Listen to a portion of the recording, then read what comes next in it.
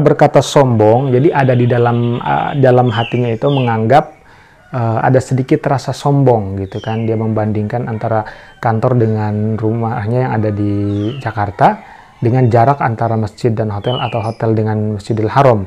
Tapi yang membuat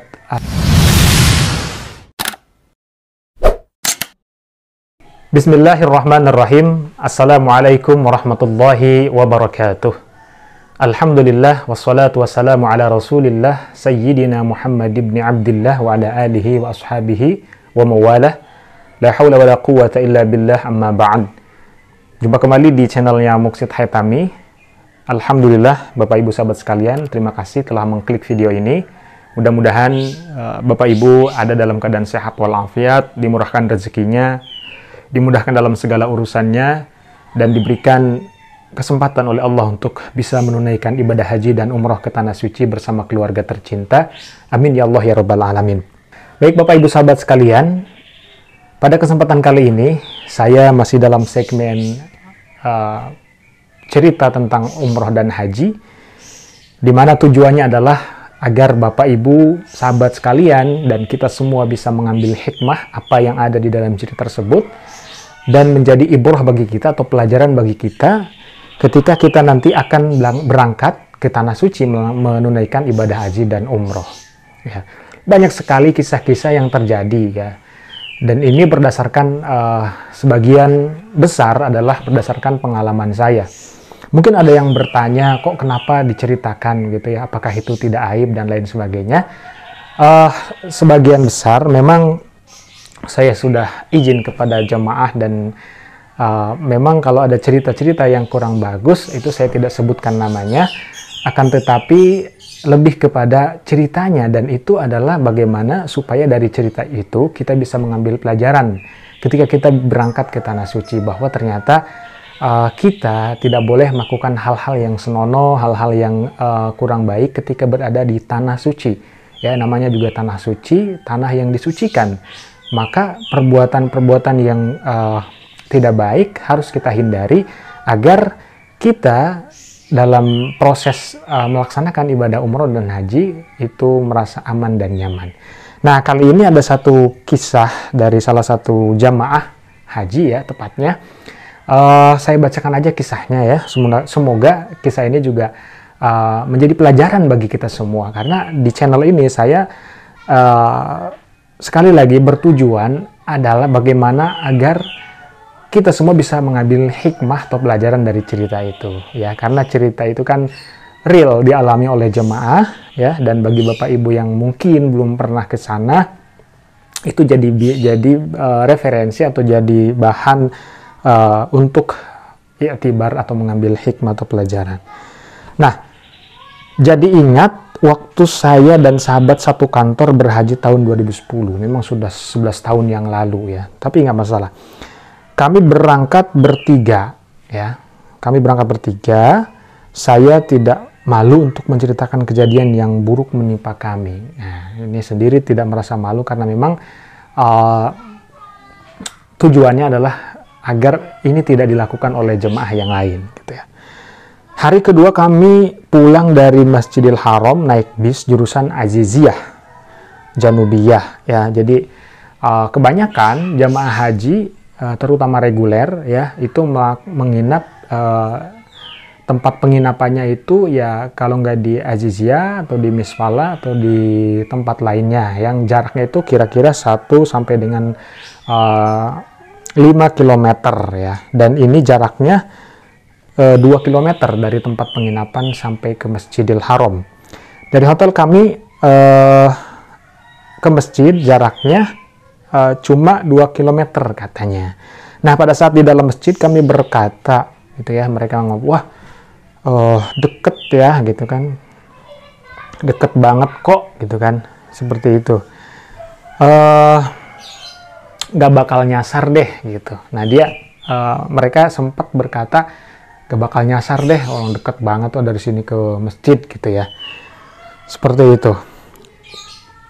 Jauhan juga kantor ke Tanah Abang gitu ya, karena dia waktu itu berkantor di Tanah Abang, Kebon Sirih. Nah, karena berkata sombong, jadi ada di dalam hatinya itu menganggap ada sedikit rasa sombong gitu kan. Dia membandingkan antara kantor dengan rumahnya yang ada di Jakarta dengan jarak antara masjid dan hotel atau hotel dengan Masjidil Haram. Tapi yang membuat atau yang menimbulkan rasa sombong di situ itu tadi kata-kata gak bakal nyasar deh gitu kan, seperti itu. Yang tidak kami sadari, jadilah malam itu kami nyasar dengan 2 kali naik bis yang salah ya. Dia berlima, 5 orang ya, satu kamar berlima, berarti yang suite ya.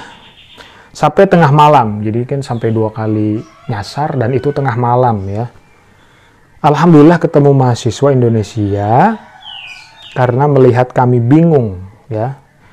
Dia bertanya, gitu kan, si mahasiswa itu bertanya. Alhasil kami diantaranya pakai mobil pinjaman temennya ke hotel. Ternyata letak hotel itu sekali lagi hanya 500 meter dari kami tempat dia bingung tadi gitu ya. Nah, apa yang dapat kita petik dari kisah ini atau dari cerita ini, bahwa kita ini tidak boleh gitu ya, atau disarankan kalau bisa dijauhi kata-kata yang mengandung unsur kesombongan di dalam diri kita. Seperti kisah yang tadi jemaah tadi ceritakan gitu ya. Jadi jangan juga menganggap kita ada sesuatu yang ada sedikit rasa sombong ya ketika di tanah suci gitu. Karena ya itu tadi, karena kesombongan yang ada di dalam hatinya itu, maka dia sampai 2 kali nyasar gitu. Dan untungnya ada satu mahasiswa yang mungkin karena melihat kebingungan, akhirnya diantarlah ke hotel, dan ternyata dari situ, dari jarak mereka kebingungan itu 500 meter ternyata jaraknya. Nah, itulah kira-kira pesan yang kita bisa ambil dari kisah ini, bahwa sesungguhnya kesombongan itu harus kita hindari, harus kita jauhi ketika kita berada di tanah suci.